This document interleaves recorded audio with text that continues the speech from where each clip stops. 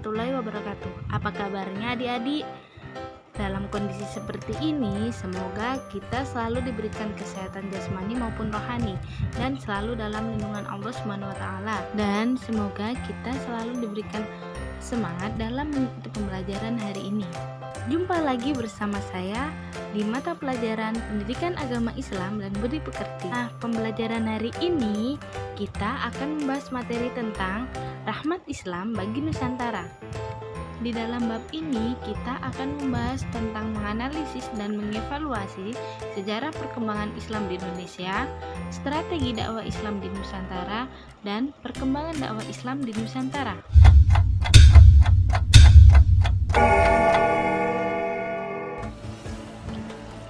Keberadaan Islam di Indonesia tidak terlepas dari sejarah masa lalu. Jadi, makna sejarah adalah dialog pemikiran antara seseorang dengan fakta hasil rekaman masa lampau. Islam di Indonesia pada masa pemerintahan demokrasi terpimpin dan Orde Baru, banyak kalangan yang menganggap bahwa kedua rezim ini tidak apresiatif terhadap Islam. Bahkan kedua rezim ini dianggap telah melakukan proses peminggiran aspirasi umat Islam di Indonesia. Namun, kebijakan otoriter pemerintah bisa juga dilihat sebagai hikmah. Pengalaman politik yang terpinggirkan bukan saja memberikan kearifan baru, akan tetapi juga mendorong cendekiawan Islam untuk merumuskan berbagai alternatif perjuangan. Para pakar sejarah berbeda pendapat mengenai sejarah masuknya Islam ke Nusantara. Terdapat 3 teori besar yang dikembangkan oleh Ahmad Mansur Suryanegara, yang mana terkait dengan asal kedatangan para pembawanya dan waktu kedatangannya, yaitu yang pertama ada teori Gujarat, yang kedua teori Mekah, dan yang ketiga adalah teori Persia. Yang pertama yaitu teori Gujarat. Teori Gujarat, Islam dipercayai datang dari wilayah Gujarat, Kombay yang ada di India melalui peran para pedagang India Muslim pada sekitar abad ke-13 Masehi.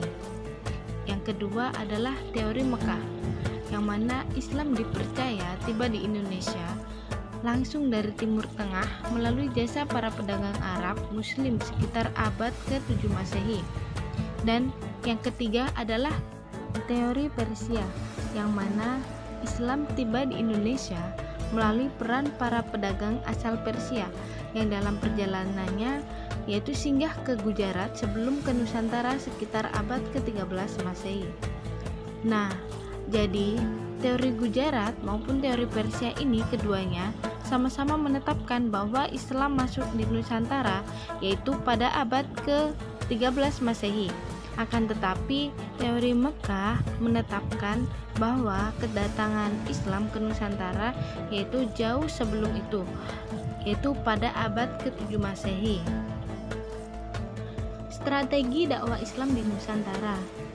Nah, dari pembahasan tentang masuknya Islam ke Nusantara dapat dipahami bahwa masuknya agama Islam ke Indonesia ini terjadi secara periodik. Nah, salah satu arti strategi yang dimuat dalam Kamus Besar Bahasa Indonesia adalah rencana yang cermat mengenai kegiatan untuk mencapai sasaran khusus. Nah, dalam konteks dakwah Islam, strategi dakwah yang dimaksud adalah kegiatan-kegiatan yang dilakukan oleh para mubalik yang membawa misi Islam di dalamnya. Di dalam strategi dakwah Islam di Nusantara ini terdapat beberapa kegiatan yang dipergunakan sebagai kendaraan atau sarana dalam penyebaran Islam di Indonesia. Nah, diantaranya adalah perdagangan, perkawinan, pendidikan, tasawuf, kesenian, dan politik. Yang pertama adalah perdagangan, yang mana pada tahap awal saluran yang dipergunakan dalam proses Islamisasi di Indonesia adalah melalui jalur perdagangan. Nah, hal ini dapat diketahui melalui adanya kesibukan lalu lintas perdagangan yaitu pada abad ke-7 Masehi sampai abad ke-16 Masehi. Aktivitas perdagangan ini banyak melibatkan bangsa-bangsa di dunia, termasuk bangsa Arab, Persia, India, Cina, dan lain sebagainya.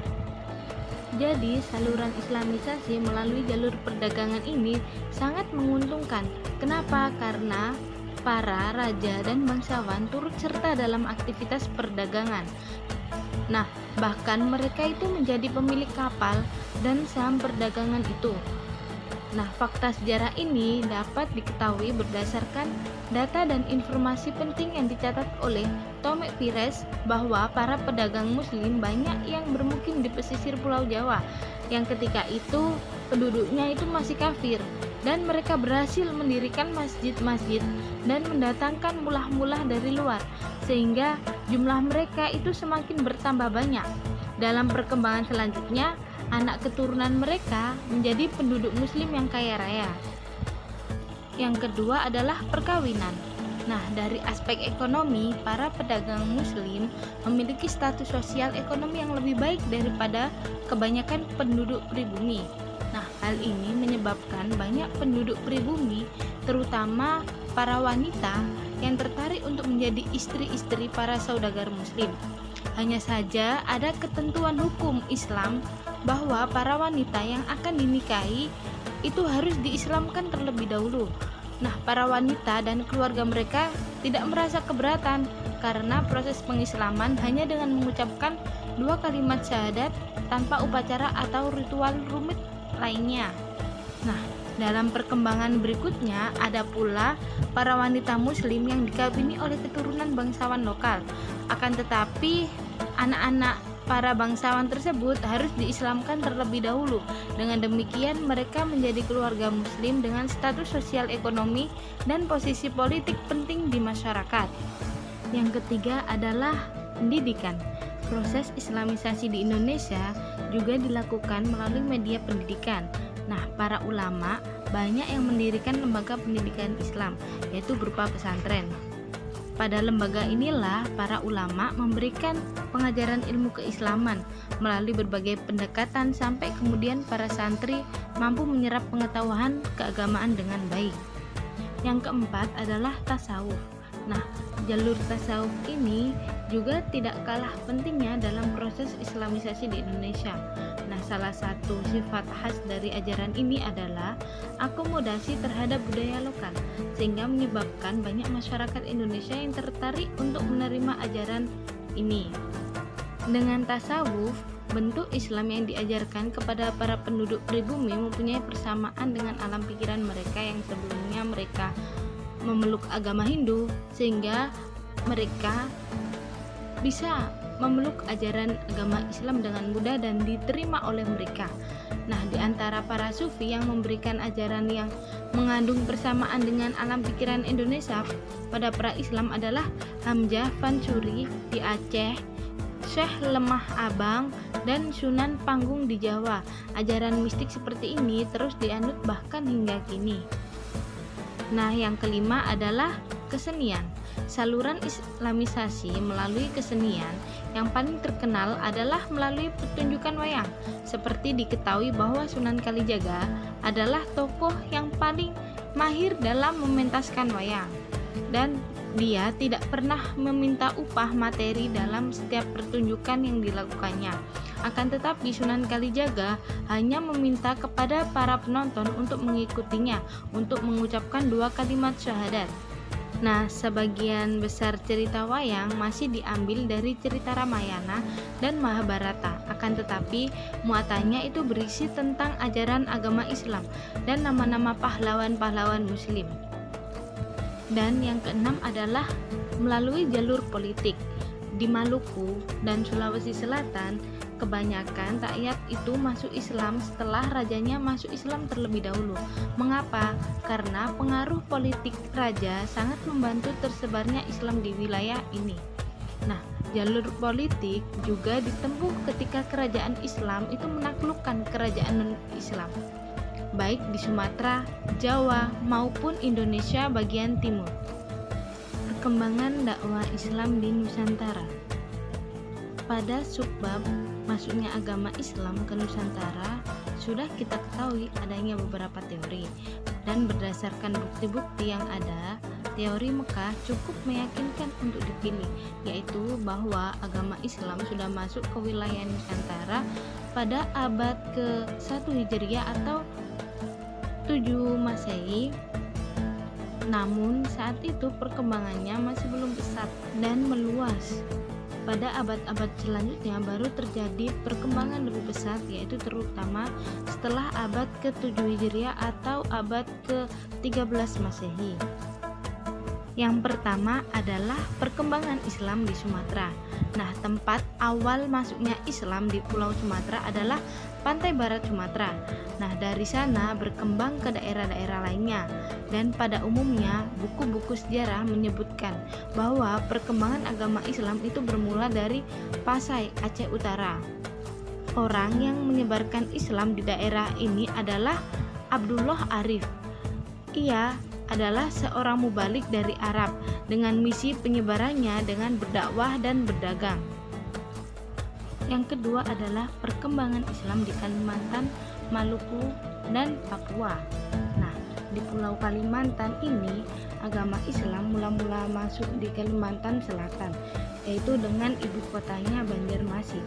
Nah, pembawa agama Islam ke Kalimantan Selatan ini adalah para pedagang bangsa Arab dan para mubalik dari Pulau Jawa.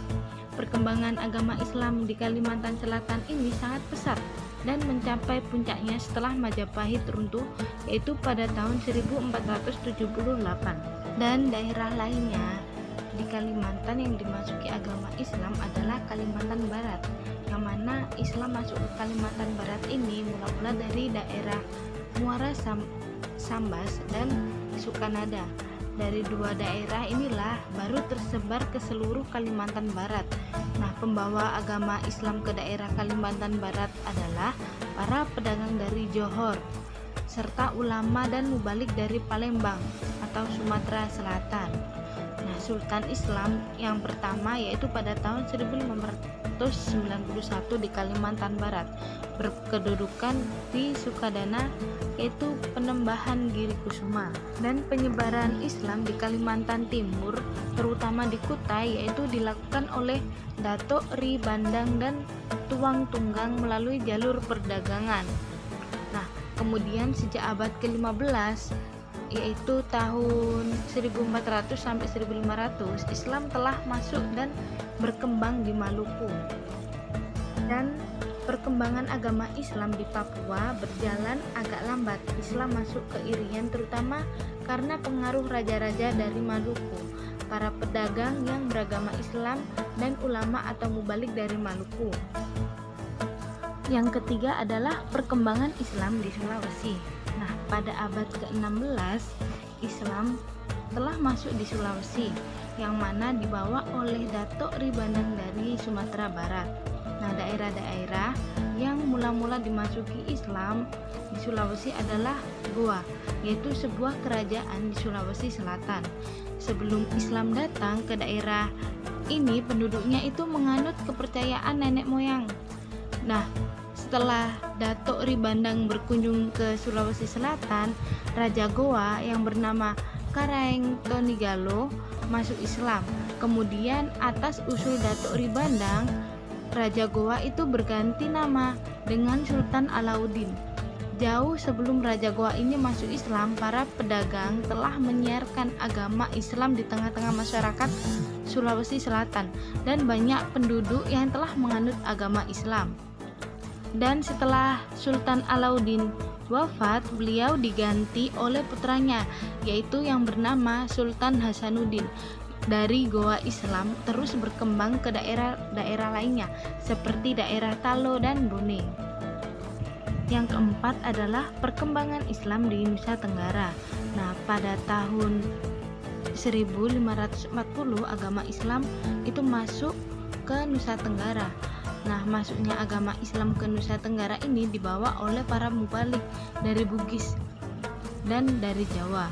Nah, agama Islam berkembang di Nusa Tenggara itu mula-mula di daerah Lombok yang penduduknya itu disebut dengan suku Sasak. Nah, dari daerah Lombok secara pelan-pelan selanjutnya itu tersebar ke daerah-daerah Sumbawa dan Flores. Dan yang kelima adalah perkembangan Islam di Pulau Jawa.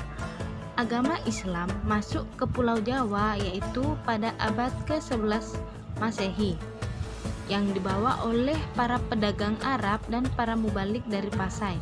Tempat yang mula-mula dimasuki Islam di Pulau Jawa adalah daerah-daerah pesisir utara Jawa Timur. Dan tokoh terkenal yang berdakwah di Jawa Timur adalah Maulana Malik Ibrahim, yang mana beliau menetap di Gresik. Kemudian beliau mendirikan pusat penyiaran agama Islam dan pusat pengajaran. Di Jawa Tengah, penyiaran agama Islam yaitu berpusat di Demak, yang mana penyiaran agama Islam ini di Pulau Jawa dilakukan oleh para wali yang berjumlah 9 orang, yang mana dikenal dengan sebutan Wali Songo atau Wali 9. Kemudian para murid-murid Wali Songo turut pula menyiarkan agama Islam ke daerah pendalaman Pulau Jawa, sehingga agama Islam berkembang dengan pesat. Nah, di Wali Songo ini yaitu ada Sunan Gresik, Sunan Ampel, Sunan Bonang, Sunan Derajat, Sunan Giri, Sunan Gunung Jati, Sunan Kudus, Sunan Kalijaga, dan Sunan Muria.